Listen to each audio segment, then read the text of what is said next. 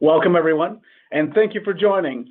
Today is February 8th, 2022, and welcome to our monthly agent update. Today, I'm joined by Mike Godbout, Jenna Smith, and our special guest, Linnea Henning. She is our Manager of Commissions and Contracting. So we are excited to have her join us. We have a fun-filled and packed agenda today for you. We are going to go through some agent-requested e-app questions. These are commonly asked questions. We'll be talking through those. We will turn it over to Linnea to kind of give some information and answer some questions around contracting and commission. We've got a best practices for you. We've got a great sales idea surrounding annuities, and we will do shameless plugs for our upcoming webinars that we hopefully you attend and join. We will also open it up for questions at the end. So as a reminder, everyone is on mute throughout the presentation. And if you have a question at any point, don't hesitate to submit that on the right side of your screen on the questions panel, and we'll be happy to address that at the end. So with that, I will just kick it off with some information for you. So we wanted to start this month's webinar with an agent-requested segment. So this is to address some commonly asked questions and help identify some common pitfalls so we can make it that much easier to do business with us. So our most common question is actually around membership. So we get this question quite a bit. So we wanted to add some clarity to make things very simple and to remove the second sale component of selling a fraternal insurance product of being a member. We actually included membership dues for the owner in all of our life insurance products except for term and our annuity suite. So if you are the owner and the insured on any of those products where it is included in the premium, Bob's your uncle, you're done. There's no additional monies that need to exchange hands. The e-application is easy. You'll just click through the screen. There's no dues associated with it. But if the owner and insured are different people, there's two components to the cost as to whether your clients want to be part of a brick and mortar actual lodge or to be part of our central lodge, and whether they live in the same household as the owner. So we've got a document that we will absolutely share with you after this or in the follow-up. We will send out the document that explains all of the details. But in the interest of brevity, I'll make this even more simple for you, as this accounts for 99% of the time members want to be within the central lodge. So if they are wanting the central lodge, then there's two costs associated with it, and it's dependent on where the insured lives. So if the owner and the insured are in the same household, it is $18. And if they do not share the same residence, then it's $24. It is simple as that. It's relatively straightforward, and the application allows for you to have those monies withdrawn within the ACH section as well. So this portion is something that I'm going to take credit for, even though it wasn't my idea. We recently defaulted, and by recently I mean within this week, we recently defaulted our e-application so that our most common membership request selections are defaulted that way. So what we've done is for the Norwegian buy question, it is now defaulted to interest and affiliation. And for the lodge type question, we've defaulted that to central. So this makes it far simpler for a vast majority of the cases. Can now just click through this and there shouldn't be anything. Obviously, if this doesn't apply to your client, they want to be part of the brick and mortar local lodge, or if they want to change their Norwegian buy that is more appropriate, by all means, please make those changes as appropriate and submit that way.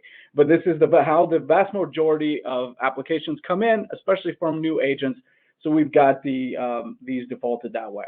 I do want to address how the question Norwegian buy, why we ask that. That is something that we get quite a bit.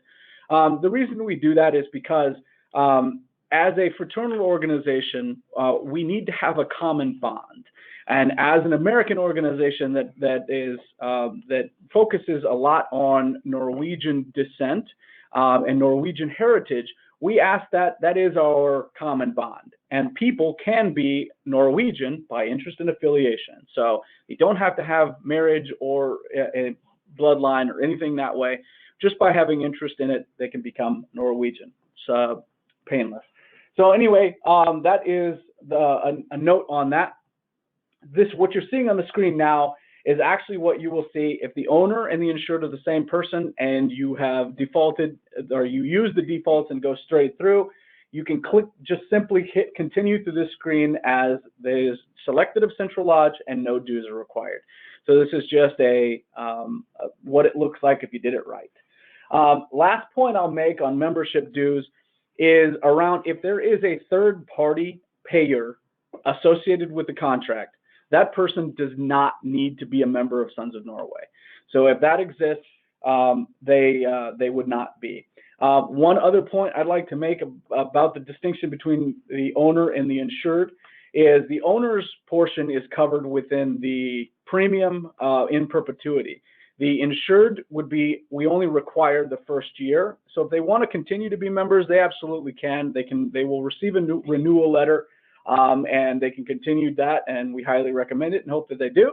But if they choose not to, that is not a problem. It does not impact the insurance for that insured. So just wanted to make one last quick note on that.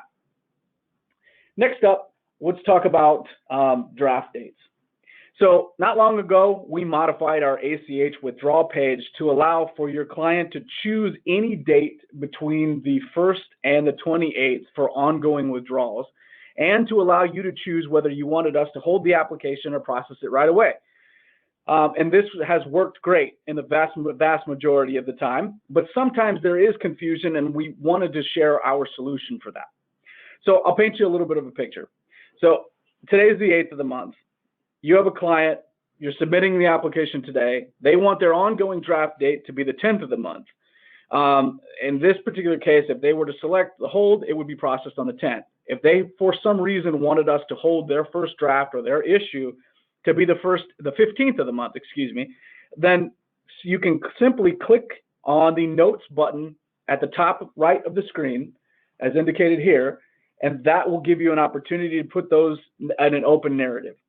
So you would select the button that is hold until the first draft date, and then in the notes field, you can just simply write, please hold issue and first draw to February 15th. And we will happily honor those for you. That way you're not making an additional phone call and trying to match up against an application that was already submitted. So easy enough. It should be pretty easy for you to handle this. And if you have any questions, don't hesitate to give us a call, but this is a great workaround in those unique circumstances that don't work with just the radio buttons. With that, thank you for your time, and I will turn this over to Mike to talk a little bit about beneficiaries. Thanks, Sean. All right, folks, I want to talk about a little bit about beneficiaries. I get a lot of calls in regards to how to set the stuff up. A few quick tip reminders. Adding additional beneficiaries is the number one call that I get, which kind of, at first I understood when we first had the e-app, we had a different process, but we have since changed that way. So I want to go over what it looks like. So here you're going to see what a beneficiaries page looks like on the e-app. Now, pretty standard, you have your primary beneficiary, and then right below the primary, you see the big blue box that says add additional primary beneficiary. If you click that button, it'll add the additional primary, which you can list that in. Now, I do want to keep in mind, if you add additional primary, it is splitting the actual beneficiary payout in half directly. So if you have 2 people, it's 50% each for the death benefit. If there's 4 people, 25, 25, 25. You cannot set aside a 70, 20, 70, 20, 10. It doesn't work that way. It's a split even policy itself. Now, below that, you will notice on the contingent beneficiary itself, it has the same option. Now, you are not required to add a contingent beneficiary because it's not a requirement. Now, granted, if your client wants one, please enter that information. Notice on the top on the beneficiaries factor where every aspect that we require is in red. So those boxes are required to be filled in to make sure that we assign that to the correct person. Social Security is not required. Highly recommended so we can match it with the correct beneficiary if and when that time comes, God forbid. But if we had to go down that route, that's what we're here for. The other thing I want to point out is the relationship to insured. People ask, why does it matter for the relationship to insured? We want to make sure they have an insurable interest. Laws are changing now. We want to, we have to go off of what's going on currently in the industry itself. Now, there is a box in the primary top one that says other. Now you list if it does not match for anything you have in the box for the person you're dealing with, such as like a friend or something like that, you would select other, enter the information as it requires, give a description or a reason why behind it, and then we can go ahead and proceed forward. All right, the next thing I want to talk about is certificate delivery. It's a very important one itself. Now, this is on the sign page. So this is the last page you're on. When you're signing it, you're done. This is the agent portion. So after the first question for the agent statement, the next box below it, highlighted in red that you see there, it says delivery certificate. It's basically always checked off to the client/member. But if you want the certificate going to you, then you hand deliver to the client. Absolutely fine. Just make sure you hit to agent. We'll go ahead and send it over to you. While we're looking at this page, the other thing I want to point out for anybody who doesn't recognize this, where it says agent FBC rep number and agent FBC license number, the rep number is the 4-digit number you got as your agent code. That's that number. The license number is your state license number, so you'll have to have those two ready. So if next time you're going to go do an application, keep that in mind. You're going to want those at the ready, so that way you don't have to go spending 20 minutes looking for it. The other thing I want to point out to you itself is the verification code itself. You have to retype that in, and that'll generate the e-signature for both yourself and your client. So there's a box for each one for the insured, so on and so forth. At the for the proposed for the owner signature, if it's the same as the insured, there's a box to the far right. If you check that, it wipes it away. So only one signature has to happen. All right, so that's it for me for right now. I'm going to hand it over to Jenna. She's going to talk about some new forms. Thank you, Mike. So you may have joined us late last year, when Kevin Cassidy, our legal counsel, was our special guest, and he discussed that there were upcoming suitability changes. Well, the changes are here. So effective 2/1/2022, the new form is uploaded and available on our website. Illustrations are still available electronically, and from here on out, only paper applications will be accepted for annuities.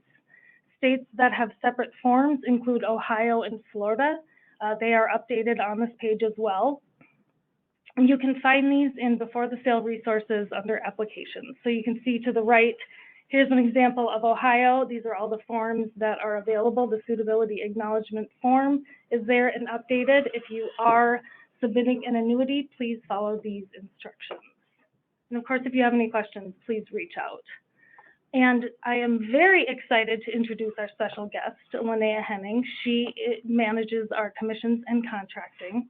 She's been with Sons of Norway since 2019 and has worked in multiple areas and knows everything about Sons of Norway. Like I said, she currently serves as our manager of commissions and contracting, as well as the president of our Draxton Lodge. And she enjoys spending her time getting heartbroken by the Vikings, downhill skiing, and spending time with her nephews. So without further ado, Linnea is going to give us some very important information. Thank you, Jenna, and thank you to the sales team for inviting me as a special guest today, and for all of you who have joined today. As agents working diligently to sell our products, commissions are obviously quite important to you. Without further ado, let's jump into the commissions world. The first topic we'll cover is frequently asked commission questions. I'm sure many of you already know the answers, but nevertheless, it's good review. For future reference, these answers can be found on our Commission Quick Tips guide on our website. The first question is, when am I getting paid? We release commissions twice a month, on the 5th and the 20th of each month, or the Friday before if those dates fall on a weekend. Any certificate issued from the 1st to the 15th will be released commission on the 20th. Any certificate issued from the 16th to the end of the month will be released commission on the 5th of the following month. So those two important cutoff dates are the 15th and the end of the month. Please note we do require a signed illustration for some of our underwritten products for commission to be released. Why hasn't the commission hit my account yet is another common question. Though we release commissions on the 5th and the 20th, it does take banks a day or two to post them to your accounts. If commissions are released on a Friday, you can expect them anywhere from Monday to Wednesday of the following week, depending on your bank. Another reason you might not see your deposit is if your commission account had a chargeback on a previous cycle, resulting in a negative balance. We will hold earned commission to collect on a negative commission balance. So if you're in that situation, I would suggest to look at previous commission statements. What did I get paid on? Commission statements are available on our website and are posted around the 5th and the 20th of the month. The statements will list each certificate paid, the rate, and the amount paid. You will be asked to select a month and a year on the website when you download the statements. Each month houses 2 statements, the period ending on the 15th and the period ending the last day of the month. So when you download that PDF, if you're looking for the second half of the month, scroll all the way down and you will see the second half of the month. Please note the corresponding statement for commission paid on the 5th of the month will be the second half of the month prior. For example, if you are paid commission on February 5th, you would go into January and locate the statement for the second half of January. If you don't have access to the statements online, please go through your upline for commission information. The second topic we'll cover is commission account updates. We understand that there may be a need to change the account that commissions are deposited into, and we will happily help with that. To update the account information, we require a signed direct deposit form with the new account information. If the bank account name will be changing, we would also require a closely matching W-9. Additionally, if you will be assigning commissions to a tax ID other than your Social Security number, we would require a completed assignment of commissions form. Lastly, if you ever move or change addresses, it is best practice to provide us with an updated W-9 for tax mailing purposes. Speaking of tax mailings, every agent that earns $600 or more during a calendar year will receive a 1099 in the mail. The 1099s were mailed by January 31st. Between February 1st and February 15th, we won't consider any reprints to allow time for the post office to deliver. For security purposes, we will also not email or give out tax information over the phone, so please wait for those 1099s in the mail. If you don't receive it for some reason by February 15th and expect that you should have, please contact us and request a reprint, and please do the same if you have a 1099 correction. I think we've covered the major questions related to commissions. If you have any other questions, feel free to submit one and we can cover it at the end. Thank you all again for your time today. I will kick it over to Jenna to go over social media best practices. Thank you, Linnea. That was super helpful, and thank you for all that you do.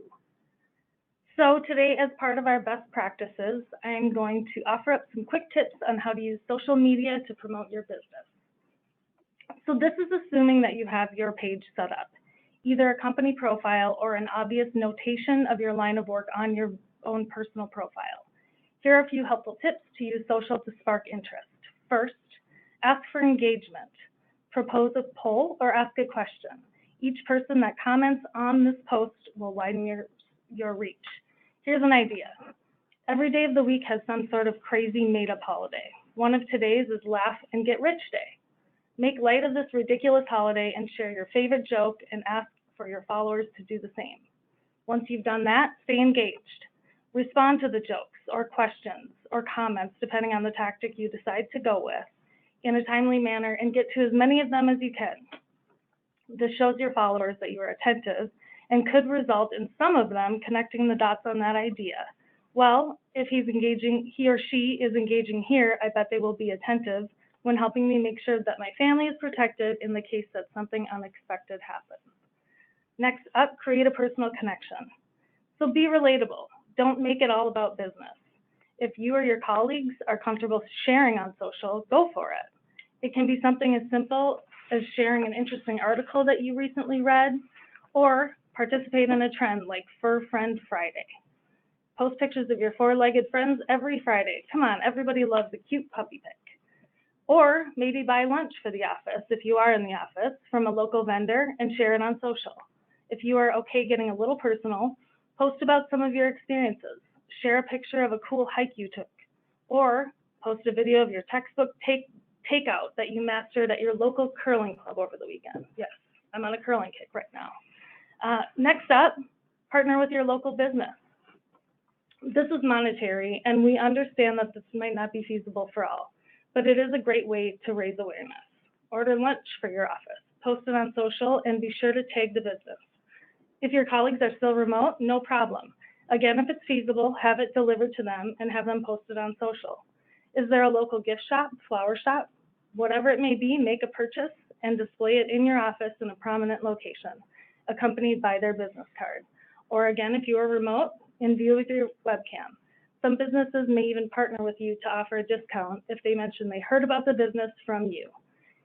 And spread the love. If you have a great experience at an establishment, share it on social. We know that testimonials are a wonderful boost for businesses, so make sure that you do your part too. Speaking of testimonials, again, if you feel it's appropriate, ask your clients for a testimonial. People trust in other people's experiences. Encourage your clients to leave reviews on your company's site and make sure you share them or promote them. Next up, a lot about local here. Make sure you are in your local community groups. Join the bulletin boards, the community boards. And if there aren't any, who better to start one than you? I often see people asking for referrals on my local groups. This is a great opportunity to engage in providing not only your recommendations, but jumping in to offer your services as well.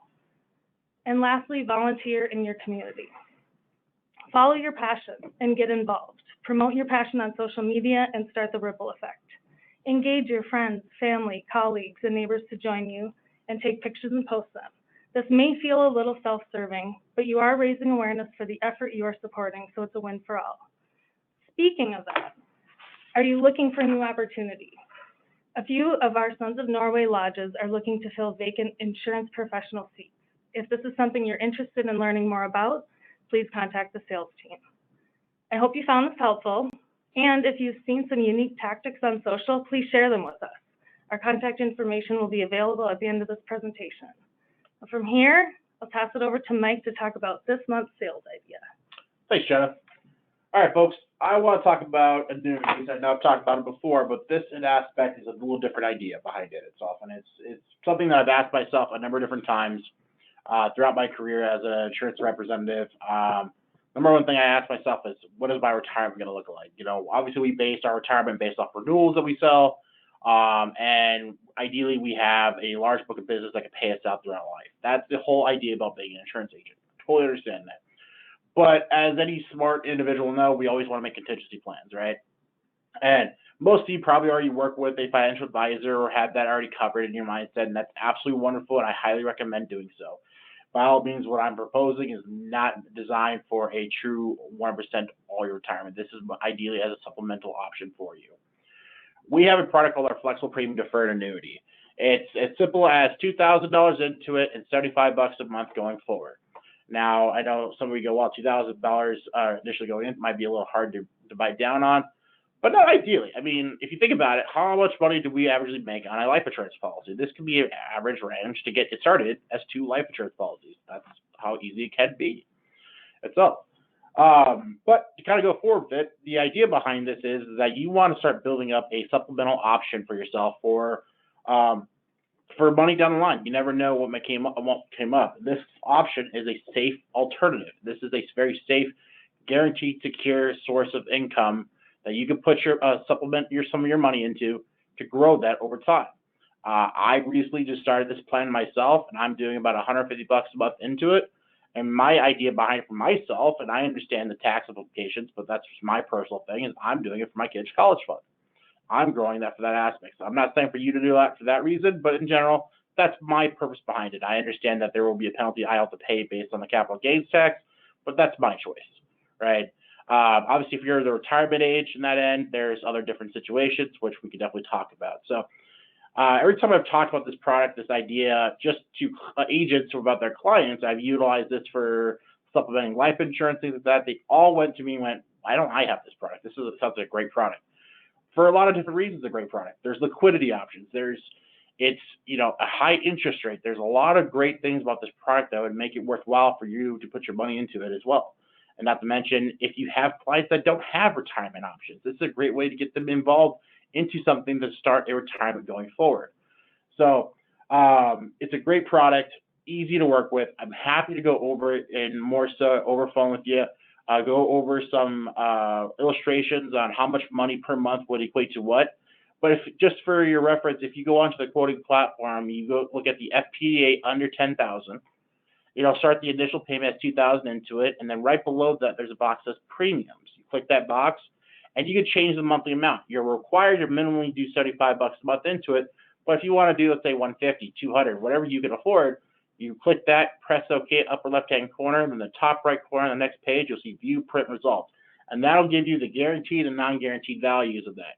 Now, we guarantee an interest rate. We have a non-guaranteed interest rate itself. Now, our interest rates have not changed in a number of years, so I'm not worried about that non-guaranteed value. I'm very confident that non-guaranteed value is what you're going to see in that account at that exact time frame. So run some numbers, check it out, see how it plays out for yourself and your clients, and get back to me. Let me know what your thoughts are, and I would love to hear your feedback. All right, so the next thing I want to bring up to you is some upcoming webinars we have going on itself. So our next webinar is Tuesday, March 8th, and then following every second Tuesday of each additional month, so April 12th and May 10th. So please register for these itself. If you know agents in your office that have not been registering for them, encourage them to do so, because after this meeting the next day, so you guys will get the recording. Even if they can't attend, have them register for it itself. It's only going to help them with the information we're providing itself. So make sure that they get registered, get yourself registered, and just spread the word that this is a great way for you guys to get the information from Sons of Norway. So, all right, as a reminder, our phone number here is 833-707-0012, option 2. Once again, it's 833-707-0012, option 2. To reach myself or Jenna, we'll be happy to help you out with any questions you may have. All right, last but not least, any questions? Tons of questions. So the first one is, as an agent, are you limited to how much GIWL you can write monthly? To answer that question is, no, you are not. You are not limited by any means. Matter of fact, I'd say open the doors and have fun. I would love to see all your guys' sales.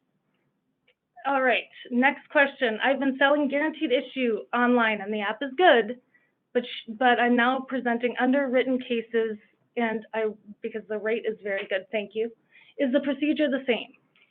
So the procedure for the most part can be the same. It depends on the product itself. And now, ultimately, I would love to speak with you personally to answer those questions in regards to the product you're selling, because there may be some exam requirements, so on and so forth, that we want to make clear. If there's a simplified issue, the PHI is taken care of by us on our end as of right now, but if it's the fully underwritten products, you're responsible setting up those exams and understanding when an exam may or not be needed itself. And I can show you that on the underwriting guide. So if you guys have questions on that, give me a call. I'll be happy to point that out. What is the minimum beneficiary age? Minimum beneficiary age? Yeah. 0. Okay. It's complicated, right, though, until they're 18, yes. So, I mean, ideally, probate. we could have them set it up in a separate account for them itself until they're 18, or if they fiduciary or somebody who's entrusted of responsibility for the guardianship of that child would hold on to that money, they would not be allowed to touch it until the child's turned 18. All right, we have an insurance question, or a commissions question. They're all insurance questions. Agents get 6 months paid at cert issue. Who is the balance of the commissions paid? All right, yes. So if you are an agent that is on a 6-month advance, after the first 6 months, the remaining first-year commissions will be paid as earned. So however the monthly premium or however the premium is being paid, whether it's monthly, quarterly, you'll get the remaining portion as earned. Great question. Does the annuity suitability form still need a witness if the annuitant is age 75 or older? Yes. The answer is yes. Can a paper annuity application be uploaded to the website, or do you need an actual wet signature? Only paper applications for annuities. They can be submitted electronically via the secure email. I'm blanking on the name of that. It's secure email under on the quick links on the right-hand side in your agent portal. You'll see that link. So by selecting that, you'll be able to submit that electronically. So scan it into your computer and send it. Yeah. So wet signature is not necessary, but the e-application availability through our engine LifeBase is no longer available. And that secure platform is called Leap File on our website. Good job. All right. Let's see, on the annuities, this is a great question. Can the client sign the place on the form still instead of writing a check? Does that make sense? Can the client sign the place on the form still instead of writing a check? As in if the question's asking if they can have an automatic process out of their bank account, absolutely, we could draw it. Now keep in mind, depending on the amount of money it may be itself, it may cause problems with their bank itself. So make sure they have pre-authorization from the bank that we can withdraw X amount of funds. Because if we're sitting there trying to take out $250,000, their bank may go, hold up, wait a minute, let's take a second about this. If they're not interested in writing a check, well, we would ask that you give us a call so that we can handle those and have individualized discussions on those. Yep. All right, perfect. So I think that is all we have time for today. There are a couple additional questions that I will respond to individually, but we appreciate your engagement here. Thank you for joining us. Anything else from you guys? No, thank you, everybody. Just so you know, if you do need to get a hold of Linnea, the 833 number is the same, and she is option 5. Okay. All right. Thank you all for joining us. Look for the replay email tomorrow. Have a great rest of your day.